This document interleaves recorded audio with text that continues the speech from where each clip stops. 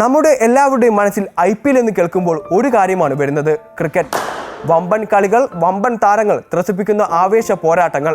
പക്ഷേ ഒരു ചോദ്യം, IPL ശരിക്കും ഒരു ക്രിക്കറ്റ് ടൂർണമെന്റ് മാത്രമാണോ, അതോ ഇതിന് പിന്നിൽ മറ്റൊരു ഗെയിം പ്ലാൻ ഉണ്ടോ?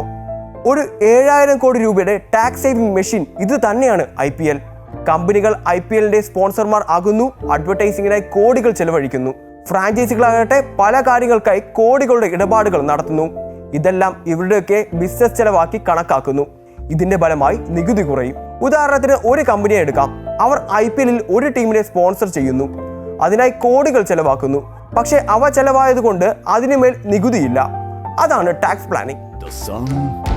The sound, the occasion, the stage. IPL കാണുന്നവർ ഇതൊന്നും അറിയുന്നുണ്ടാവില്ല.